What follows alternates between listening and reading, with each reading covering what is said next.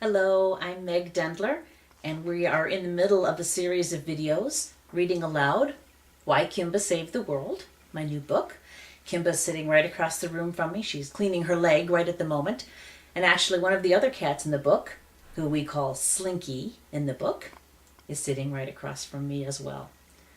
Maybe I'll see if she wants to join us by the end of the video. This time I'm going to actually read chapters 4 and 5 together because chapter 4 is only a couple of pages long. It's just a little flash ahead moment. So here are chapters 4 and 5 from Why Kimba Saved the World. Chapter 4, Wrestling Thoughts. Daddy had saved her. He had brought her safely to this house, and Mama had fed her and loved her and kept her safe. What would have happened to her and Hero if Daddy had not found them? If Mama had not cared for them? Kimba could remember how terribly hungry and sleepy she had felt, and how alone. She and her sister had been saved by these people. There was no question about it.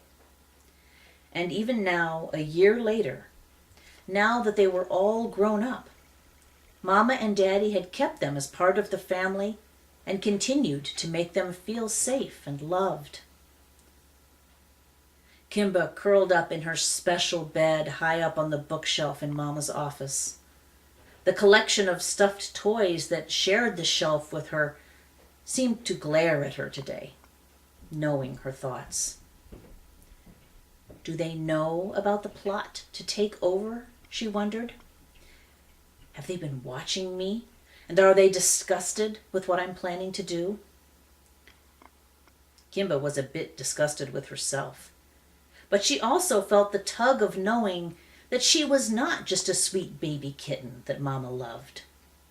She was really from somewhere else. And there were things she was destined to accomplish here on Earth. Others of her kind were counting on her. Kimba sighed and curled up in a tighter ball. She wished she could go back to her kitten days when she lived a blissful, clueless existence, when her biggest decision had been about whether to eat or sleep or play.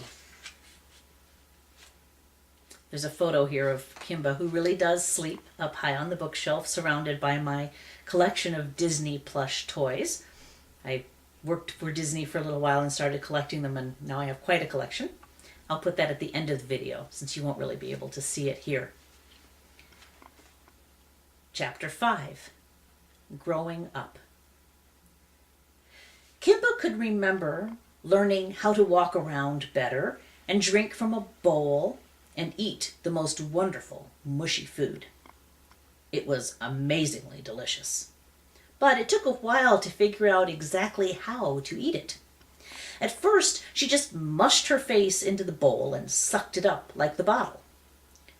Mama said she was a silly baby and cleaned her face up afterwards. It was annoying to be cleaned and fussed with, and there was always some food stuck up her nose. Some food up her nose or stuck in her fur. Pretty soon, the kitten learned to open her mouth and take bites. That was easier and quicker and not nearly so messy. Life was comfortable and secure. She and Hero spent most of their time in a big white bowl that Mama called the nursery and Daddy called the bathtub.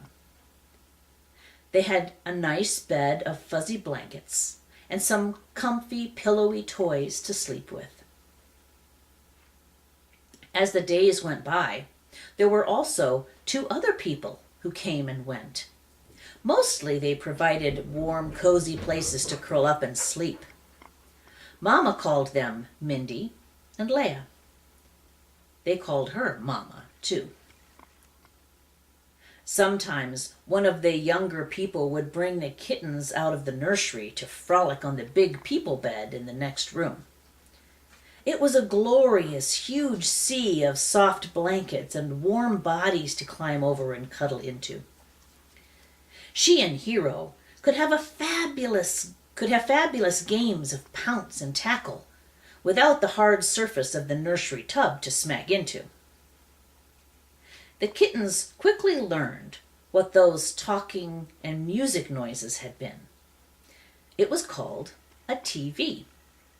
As long as the TV was making noise, the people would be still and allow the kittens to play around and nestle in for naps as much as they liked.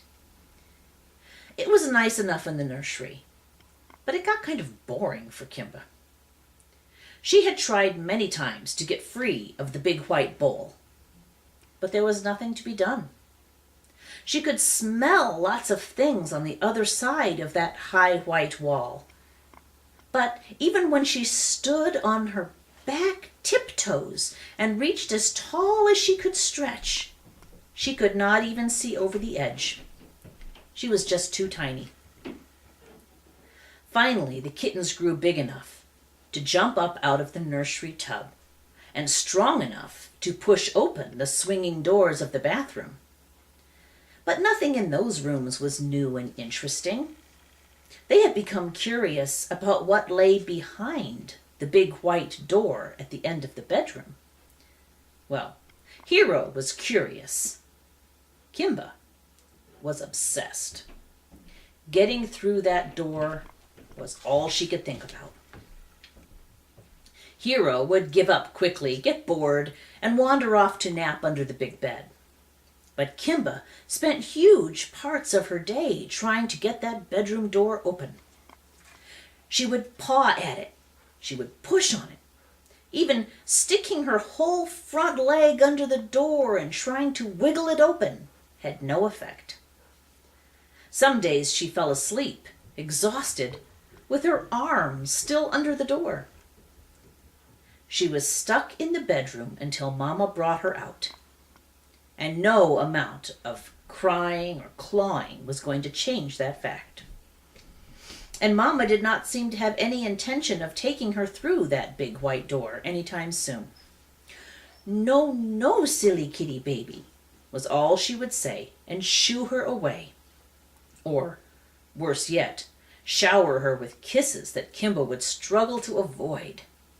She just wanted freedom. Kimba couldn't stand that feeling of being trapped. She needed freedom to explore and investigate.